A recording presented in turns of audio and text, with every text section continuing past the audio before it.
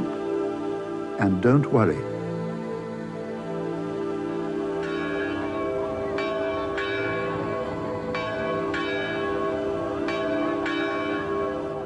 A celebration of Padre Pio.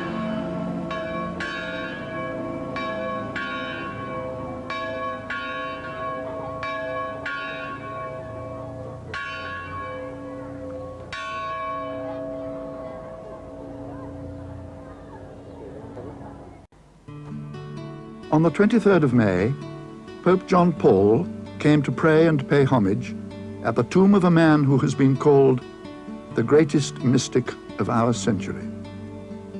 A man who followed in the steps of St. Francis of Assisi, with whom he shared a nationality, a name, and a faith, and with whom he will perhaps share infinitely more. Because the man buried here surely deserved to join St. Francis in the company of saints. The Holy Father had come here to San Giovanni Rotondo twice before. He came when he was a simple priest from Rome and as a cardinal from Krakow. Today, he comes as Christ's vicar on earth. Padre Pio, baptized Francesco, shared one great mystical phenomenon with St. Francis of Assisi, the stigmata. The image of Christ in his passion, his bleeding body bearing the 5 wounds, his head lacerated by the crown of thorns. The 5 wounds, collectively known as the stigmata, have, on very rare occasions, appeared on the bodies of living people, and the Catholic Church has acknowledged previous manifestations of this kind. However, very few men have suffered the agony of the stigmata in the complete form of the 5 wounds, in the hands, the feet, and the side. The first was St. Francis of Assisi, and nearly 700 years later, the same wounds were borne by Padre Pio, the first priest to receive the wounds of Christ on the cross.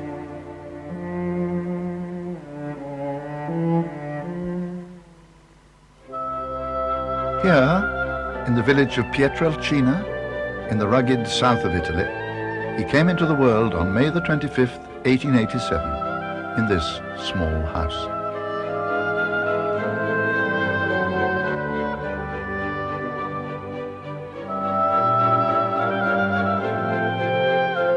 His parents, Grazio and Maria Forgione, had married in the nearby church of St. Anne.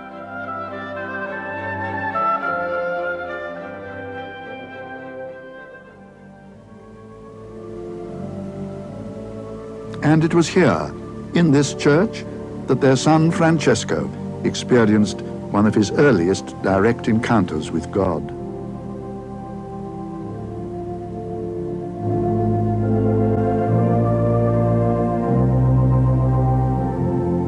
As a child of 5, he had begun to experience ecstasies and also assaults from the devil.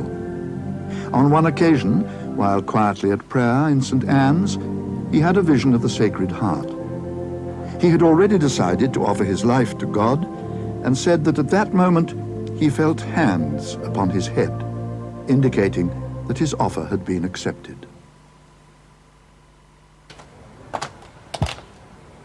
One day, before setting off for America to find work in order to feed and educate his family, his father took him to a local shrine of St. Pellegrino.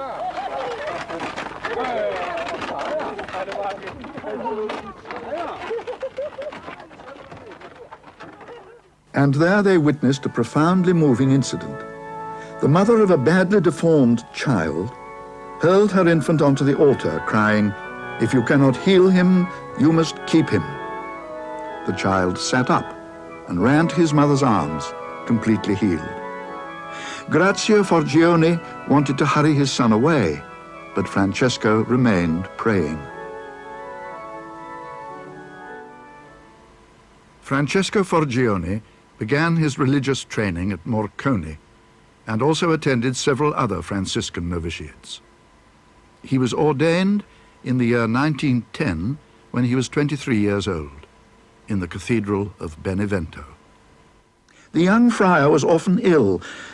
He slipped into states of ecstasy which alarmed and worried his superiors. He fasted to extremes.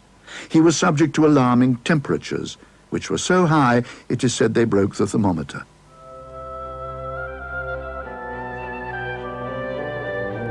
Concerned about his health, puzzled by his fevers, trances, and visions, the friars sent him back to his own village of Pietretrelcina.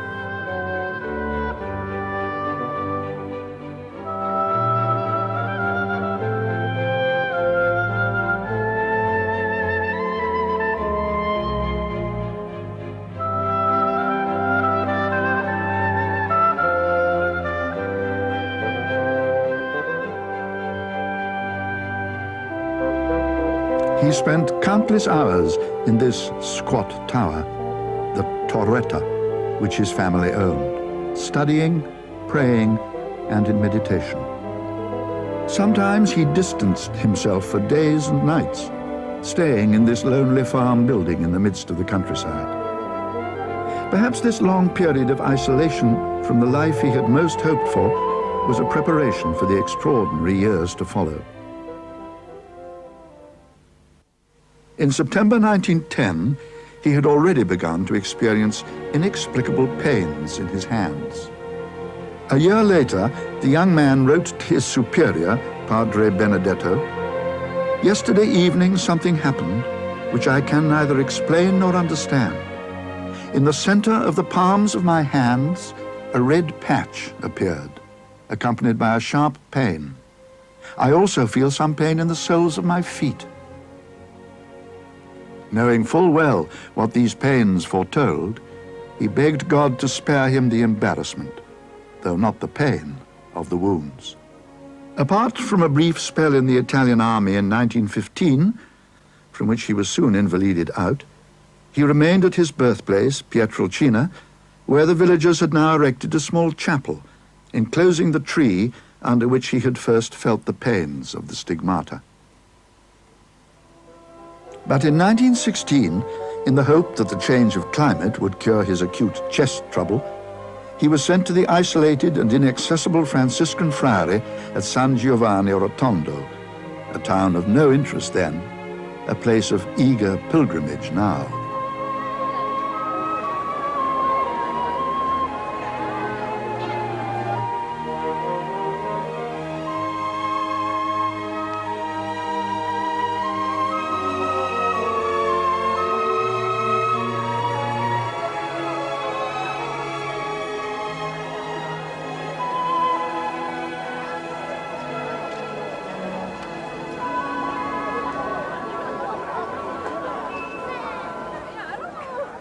The early intimations of suffering were shortly to become something much more. Padre Pio was soon to suffer pains that he would gladly endure, but a notoriety that he found hard to live with. The full and terrifying appearance of the stigmata occurred on the morning of September the 20th, 1918. Padre Pio was in the choir of the old church in San Giovanni Rotondo, having celebrated Mass. He described what happened thus.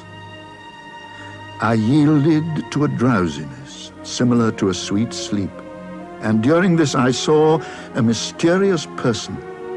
His hands and feet and side were dripping with blood. This sight terrified me. The vision slowly disappeared, and I became aware that my hands, my feet, and my side were also dripping with blood." Padre Pio was 31 years old.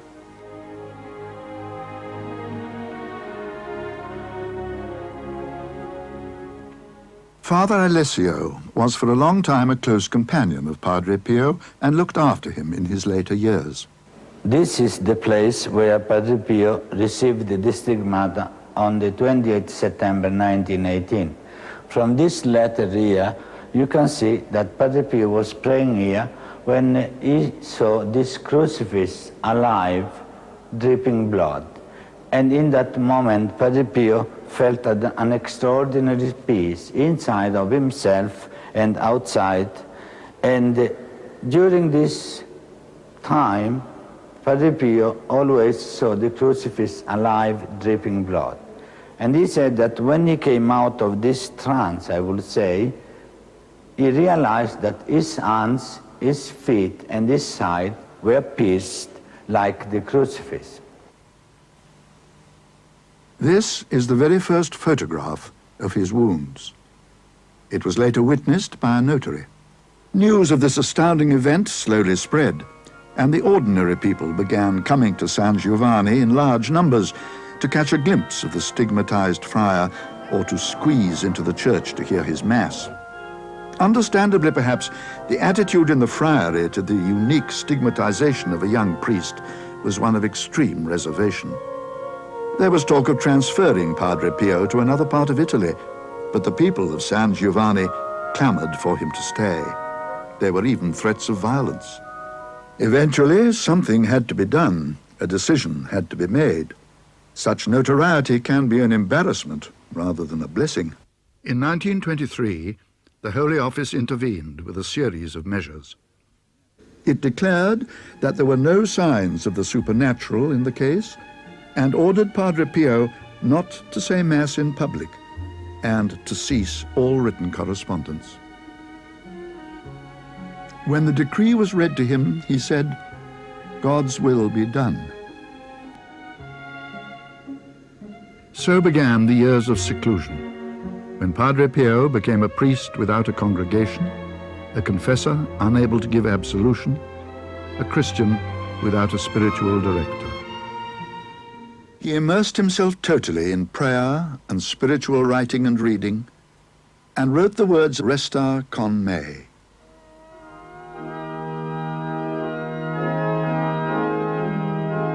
Stay with me, Lord. Thou knowest how thee I can forget.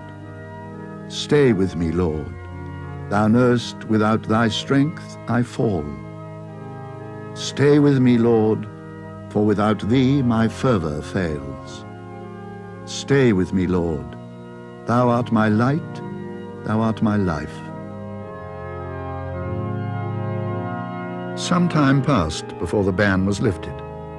Pope Pius XI, on further examination of the facts, permitted Padre Pio to resume his ministry. Eventually, a larger church had to be built to accommodate the huge congregations made up of people who came from all over the world. The flow of pilgrims began again with renewed fervor. They came then, and still they come.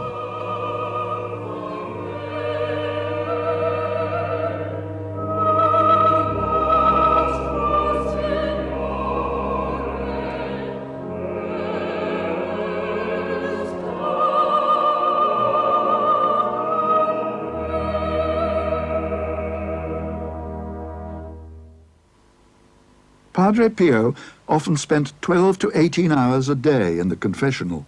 Even so many people came that a wait of 2 or even 3 weeks was not unusual for visitors who wished to be absolved by this charismatic figure, who always tried to keep his hands covered or hidden.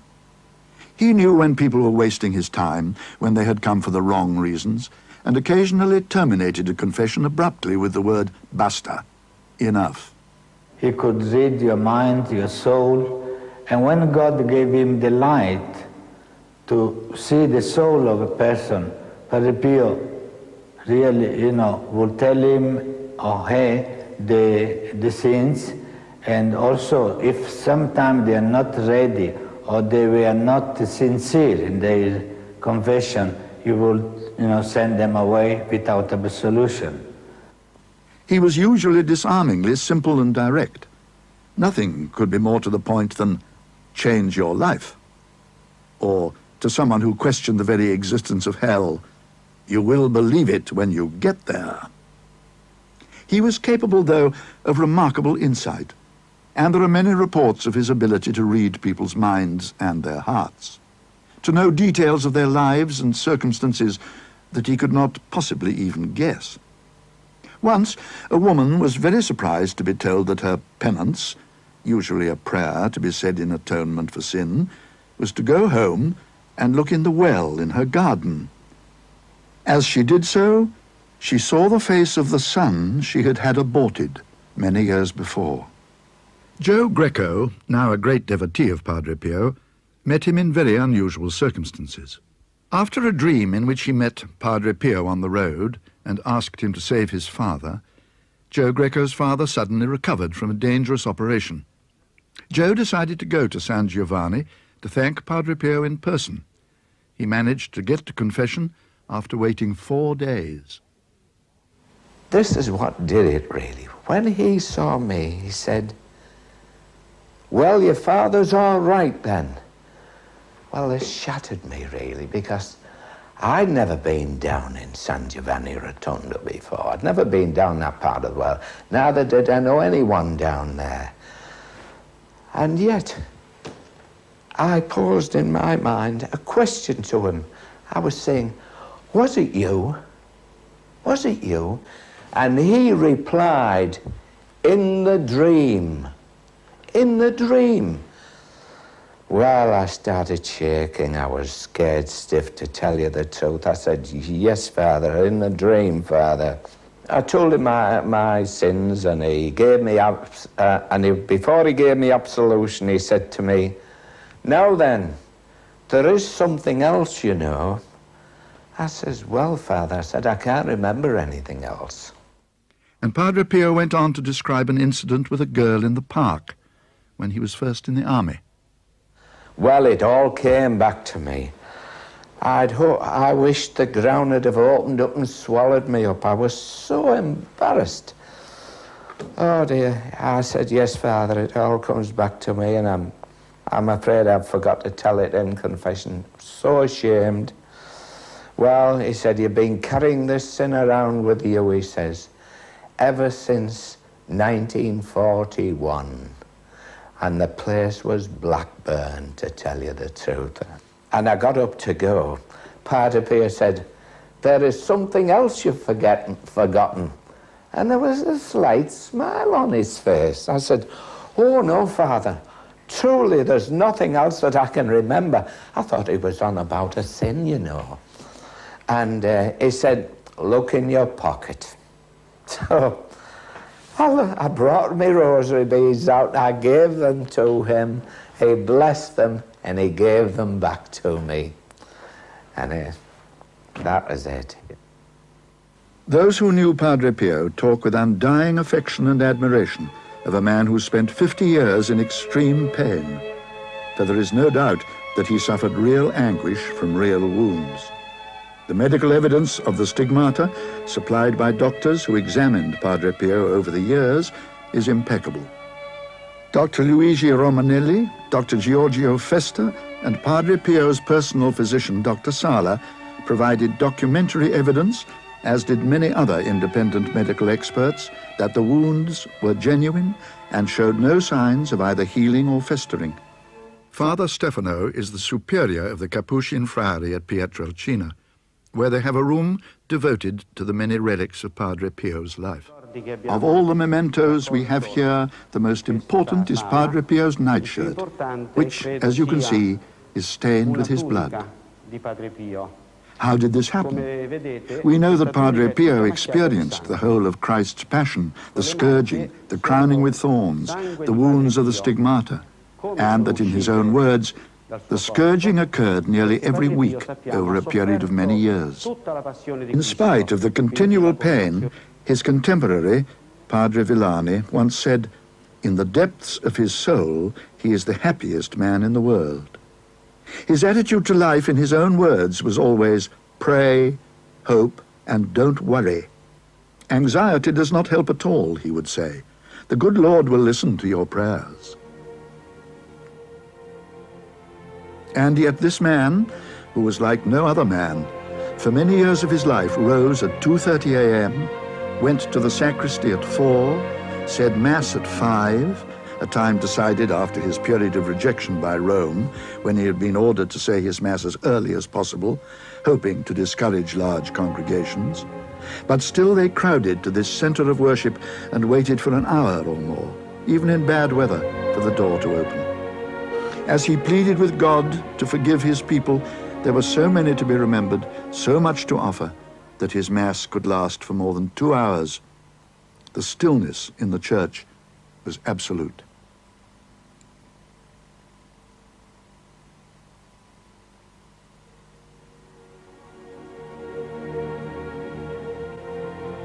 As he reenacted the passion and death of Christ, Padre Pio became a man of sorrows, offering himself with Jesus for the salvation of the world.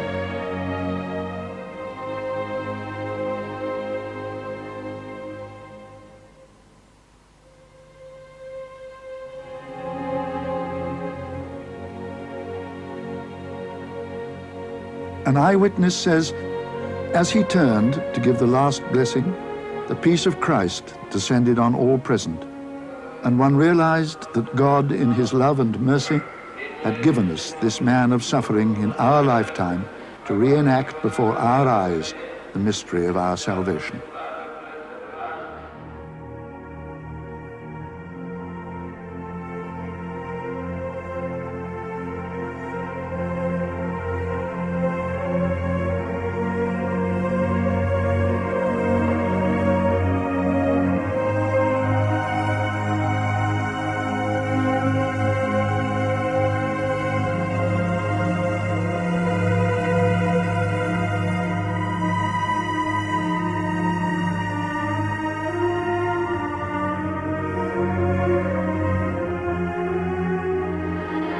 It seems that because he offered to suffer like Christ before him to save souls, Padre Pio was granted what are known collectively as the gifts of the Spirit: bilocation, discernment, prophecy, conversion, healing, perfume, and language.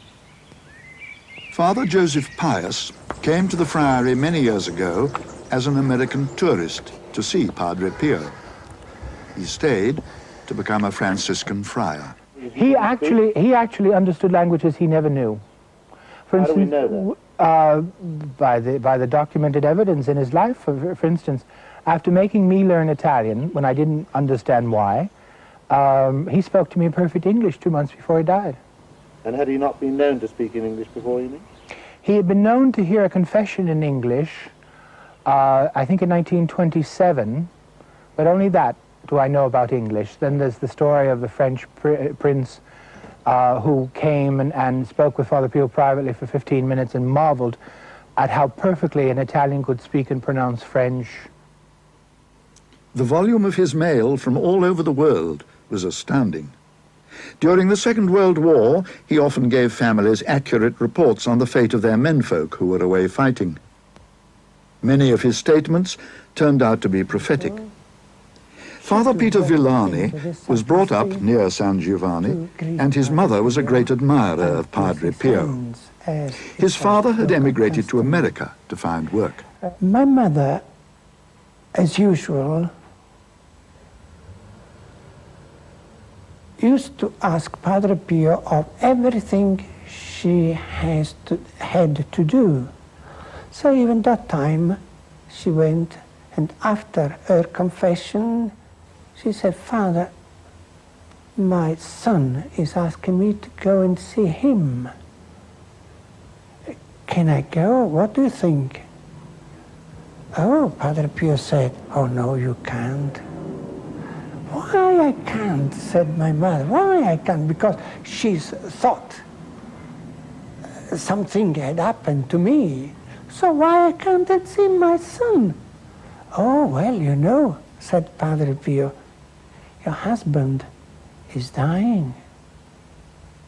My mother had a shock because she said the letters she received from the States was very good. Good health, good job. So because Padre Pio said no, she didn't come.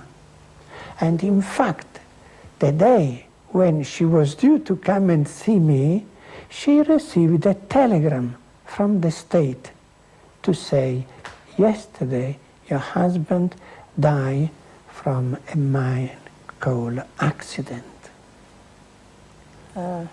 Some of the most extraordinary stories are about his bilocation, that is, his apparent ability to be in two places at once, on occasion even to hold up the passage of time. Father Villani and his mother would frequently walk 12 kilometers to San Giovanni from their village to attend Padre Pio's Mass. One day, after Mass, while Padre Pio was taking off his vestments, a friar told her that the friary had no bread. So she went all the way back to San Marco on foot. Collected the big loaf of bread, about 6-7 kilos, and put it on her head like our women did when carrying things, and back to San Giovanni to find Padre Pio in the middle of getting off his mass vestments. So by an extension of the power of bilocation, his mother traveled all that distance in less time than Padre Pio needed to take off his vestments. After he received the stigmata, he never left San Giovanni Rotondo. Yet there is an army of witnesses to swear that they saw him in many different parts of the world. And since his death, people are still unexpectedly finding themselves in his presence. Padre Pio's appearances of this kind are usually to people in need. Peter Barrett, in the army at the end of the war, found himself in San Giovanni and went to confession to Padre Pio and subsequently served his Mass. Not long ago, in Greenwich Hospital, meeting the parents of a badly injured boy, he gave them a picture of Padre Pio and the message, "Pray, hope, and don't worry." 2 weeks later, he met the parents of the injured boy, and they told him that their son was being discharged, fit and well. The mother, very grateful, said, She said, I wonder, she said, could you give that priest, she said, our sincere thanks that was with you. And I didn't want to embarrass her to say which priest, but I knew for a fact that I was on my own there. And she said, he was very like, she said, the priest on the picture that you showed me, she said. But she said, would you please give him our sincere thanks? The priest she saw was, of course, Padre Pio. Margaret Neal recently had this experience in San Giovanni. Our spiritual director on the pilgrimage, coming round giving each person the host. I saw him give my friend Kathleen the host, and then when he came to me, he just passed me, and I looked forward and I saw this other priest walking forward with a chalice raised in his hand. I realized that it was Padre Pio himself who was giving me Holy Communion. An American squadron leader claims that during the war, Padre Pio appeared before his plane in the sky above San Giovanni Rotondo and turned back the bombing raid. At the time, he had never even heard of Padre Pio and was only able to put a name to his vision when he saw Padre Pio in San Giovanni Rotondo several years later. Padre Pio was also reported to have been seen in St. Peter's Basilica in Rome on more than one occasion, and to have visited the dying Vicar General of the Diocese of Salto in Uruguay. Testimonies of his power of healing of minds, bodies and souls are too numerous to relate. My name is Sean Mulrine. I come from Derry City. This is my wife Anne. At this recent gathering in Ireland, Eileen Maguire talked about some of them. We have instances that are not explainable, such as, for example, Sean and Anne Mulrine in Northern Ireland. Sean and Anne was expecting twins, and she had a very serious brain hemorrhage. And her husband prayed daily. Clinically, she was dead. She was placed on a life support machine. Her husband stayed at her side, continuously praying to Padre Pio. And on one occasion, the mitten was brought. Anne was blessed with the mitten of Padre Pio, and for the first time, after weeks on a life support machine, she moved her hands. And from there, perhaps Sean could continue to tell you the story. So I went to see the surgeons, and they sat down, 3 of them, and they said to me, Mr. Mulrine, the operation is over. It is, or it has been, our opinion, a miracle that we were able to keep your 2 unborn children inside your wife's womb while such a long and tedious operation went on. She walked away from the hospital perfect and left her sticks behind her. And twins were born, and she is now mother of 4 children and perfect. Right.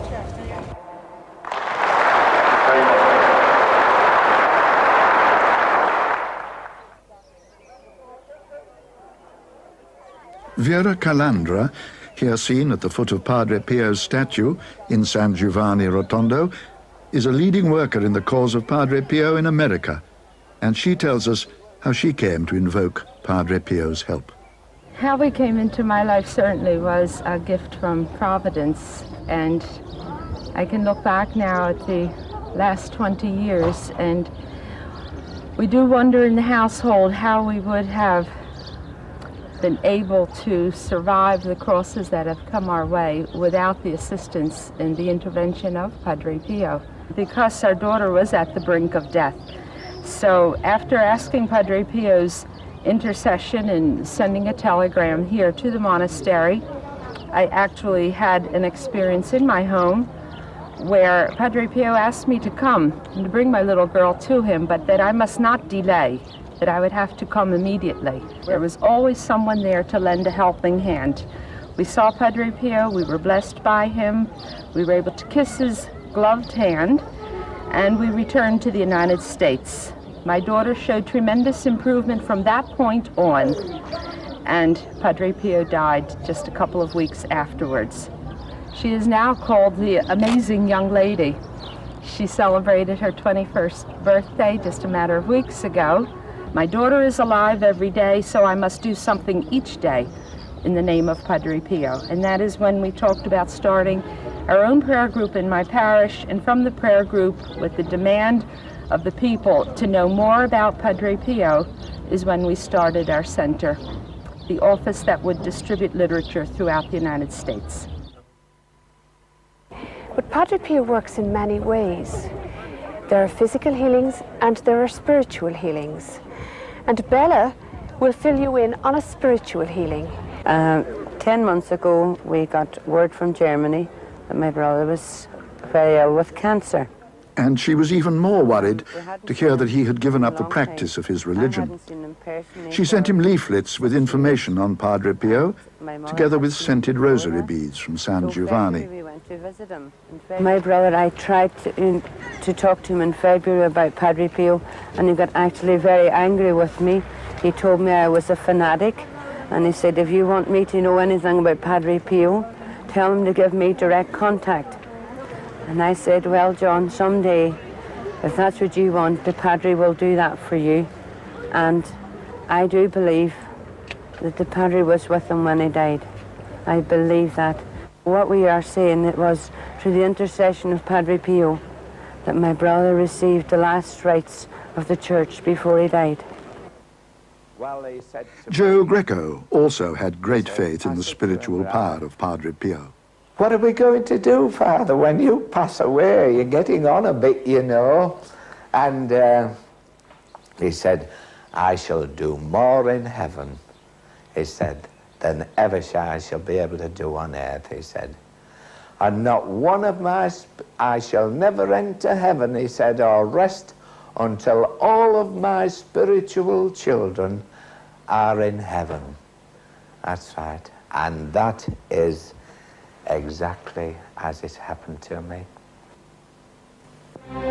It helps to understand Padre Pio's willingness to suffer as Christ himself had suffered, to remember that as a young man he was sent a vision of a majestic figure of rare beauty, radiant as the sun, in the midst of two huge armies, the forces of good and evil. Throughout his life he continually suffered physical encounters with the devil, after which he was left exhausted and bleeding. Sometimes at night, sounds of violent struggle were heard coming from his cell. He even showed signs of having been physically assaulted, and on one occasion was so badly injured he had to spend several days in bed. One day he was in the choir loft praying, and when he saw so many devils, and they start to shout at him to make noisy, and Padre Pio said to them, I know you a job, I don't care about you. So when they heard that, they throw him on the floor and they start to kick him, slap him, punch him. And Padre Pio felt that they will kill him. So he called, he said, all the saints in heaven to help me, but no one came to help me. Then I called my guardian angel, and my guardian angel didn't come immediately. He delayed. When he arrived, instead of chasing the devils away from me, he started to fly around me, singing beautiful hymns. Now, dear friends, you think about Padre Pio on the floor, beaten to death by the devils, and the guardian angel flying around him. He said, finally, when I got up, I gave him a good scold. And to punish him, I didn't look in his face. But then my guardian angel, like a little boy who had done something wrong, he followed me, he asked me forgiveness, and he promised me that he would never do that again.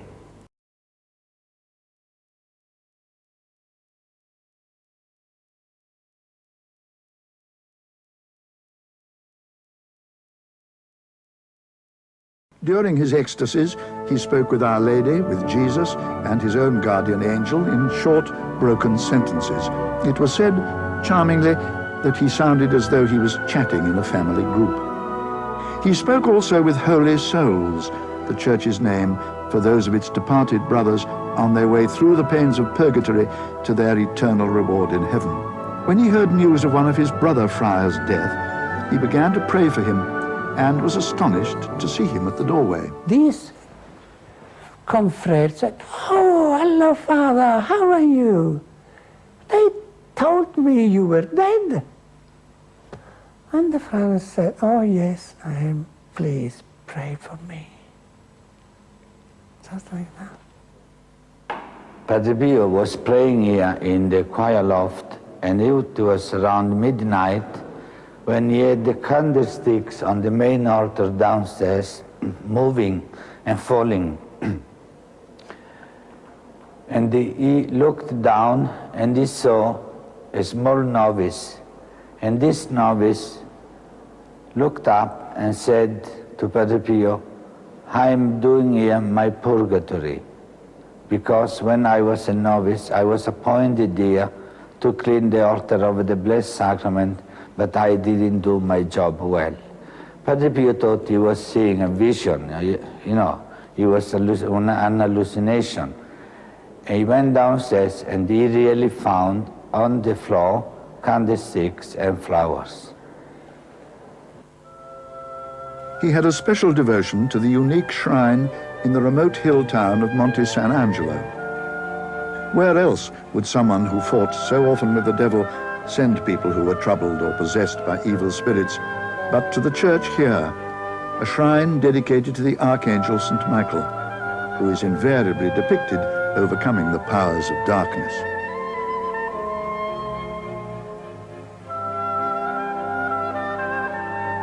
This subterranean shrine on the cliff of the Gargano has a deep stairway that leads to an underground church dating from the 4th century, where the instruments of crucifixion are depicted.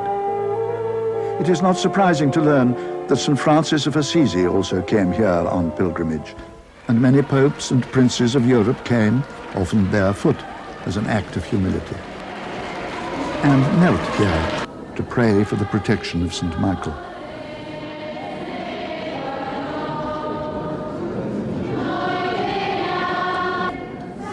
When Pope John Paul II came to pay a pastoral visit to this area, this shrine was the scene of deep prayer.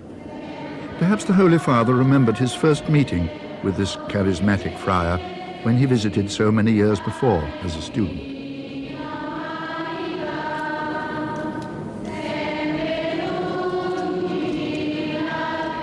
As we have heard, Padre Pio, who suffered illnesses, fevers, constant headaches, the pain of the stigmata, and physical assaults from the devil, was nevertheless a cheerful, often humorous man, even when the added burden of severe arthritis, combined with the pain of his pierced feet, confined him to a wheelchair. That he was a joyful man. He was full of joy, full of enthusiasm. When we were boys, children, we stayed with Padre Pio after Mass, and he sat with us, amongst us, telling stories, cracking jokes, and it was really delicious to be with him. He used to tell a story about a farmer who was very attracted by a train going through the countryside in the very early years of trains in Italy. And on a free day, the farmer went off to have a ride on this new contraption, you see.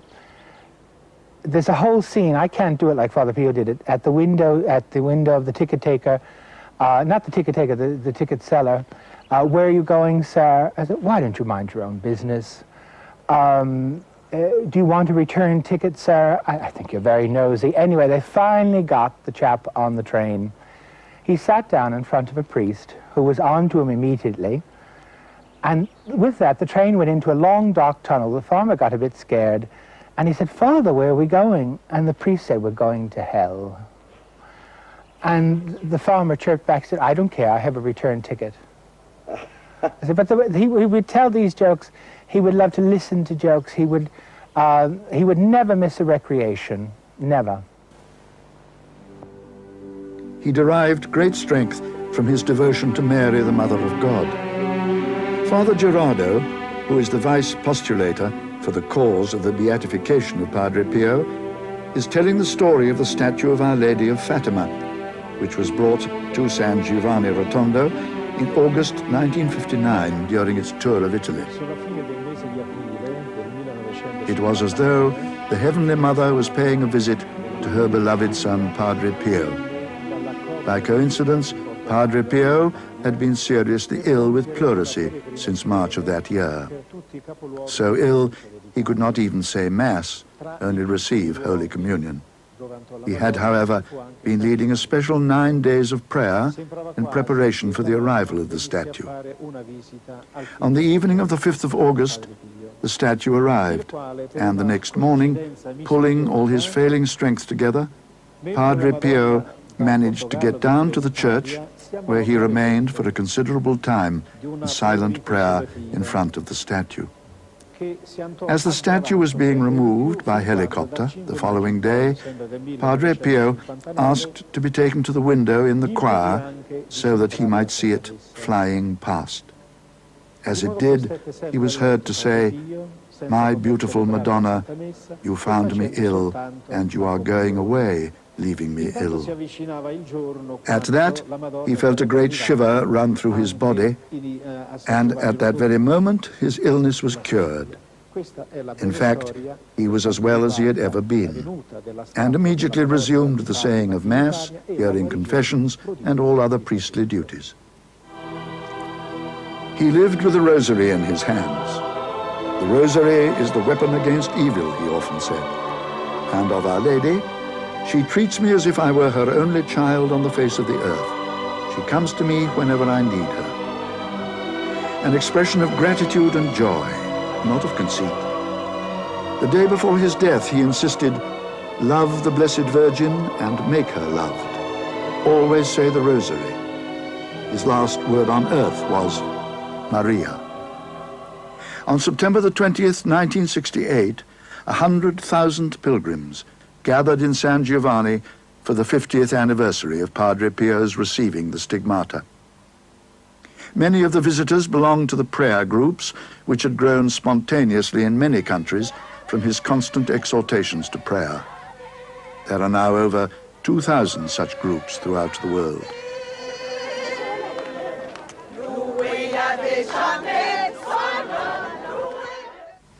That day, in spite of his frailty, he said the Mass that proved to be his last. He could hardly breathe or reach the altar. When he turned to leave, he almost fell.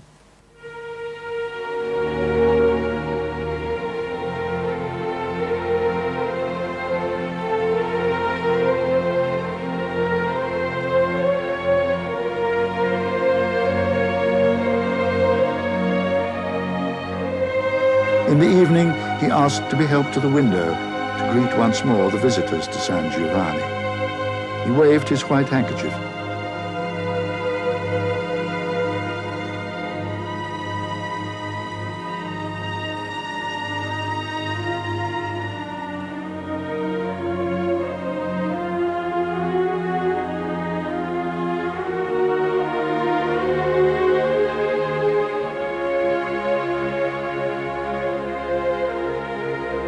Then the shutters were closed forever.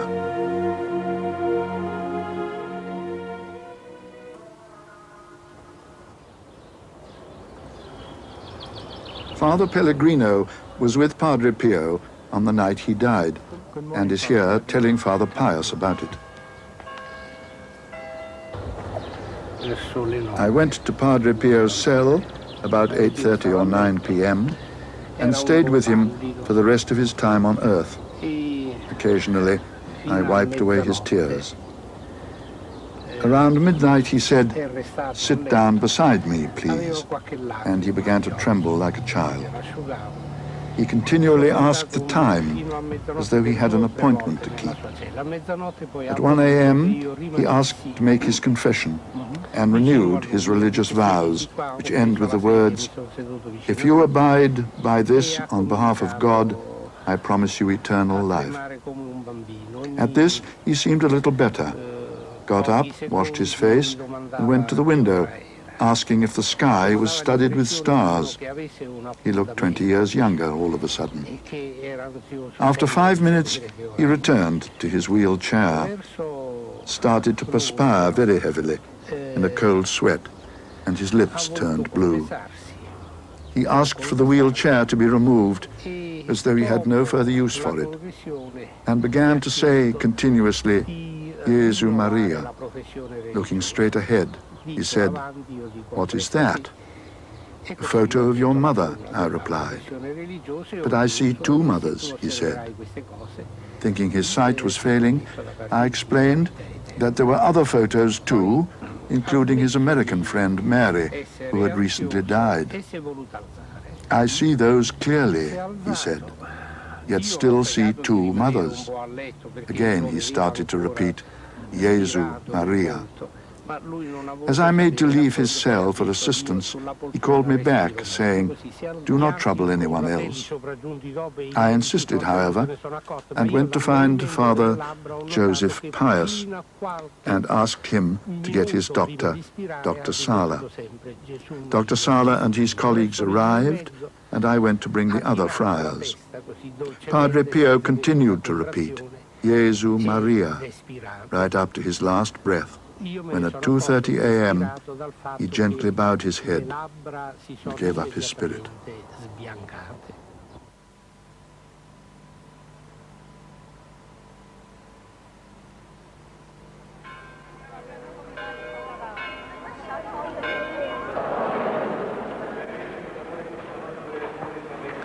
The wounds of his feet, hands, and side had begun to heal during the recent months. During that last Mass, the healing became complete. His dead body showed not a single scar or mark.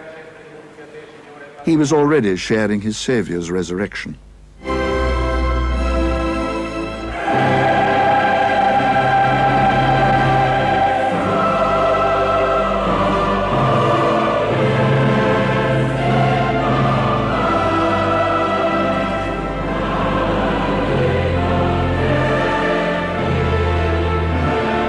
Padre Pio was buried in this tomb, in the new, larger church, a tomb finished only a few days previously, surrounded by the thousands of pilgrims who were still in San Giovanni. How wonderfully God seems to arrange these things. As a young friar, walking in the fields surrounding Pietrelcina, he had prophesied that they would one day be filled with the odor of incense and the chanting of monks. On that spot, a seminary was built 30 years later, through the generosity of an American lady, Mary Pyle, who helped with English-speaking pilgrims for many years in her house near the friary. Her assistant, Carmela, will always remember what Padre Pio said to her shortly before his death. Carmela is saying that she asked Padre Pio what they would do after he had gone. Padre Pio said, "Go on as you have done before, but remember, I can do much more for all of you from heaven than I can here on earth." In his lifetime, he heard countless confessions and is truly called the Padre of the Confessional. But, as he said to Carmela, His real work would begin after his death. He had planned a vast and much-needed hospital, which was completed in his lifetime. Other works include a home for sick priests, a home for spastics, and a spectacular Way of the Cross was constructed.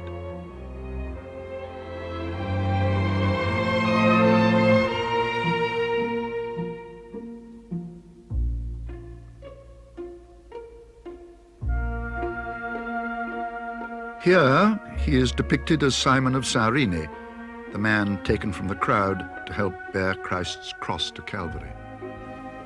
Padre Gerardo described Padre Pio as the greatest mystic of our century.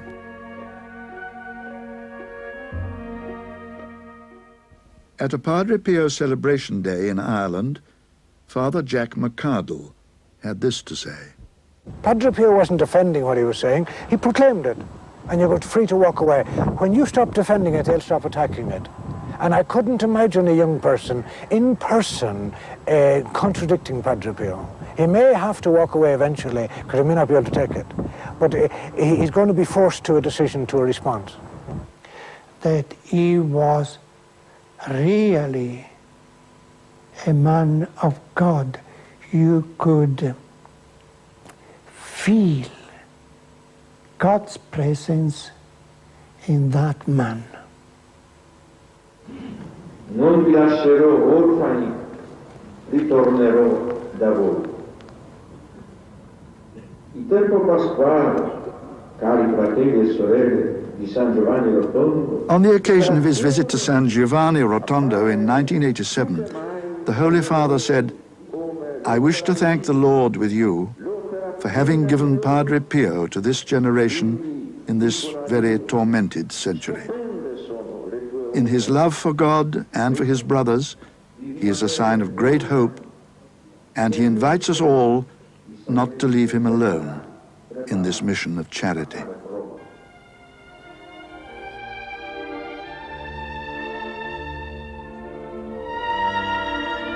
The cause of Padre Pio's beatification was officially opened in 1983, the decree being signed by Pope John Paul II, who had long been a devotee of the man baptized Francesco Forgione.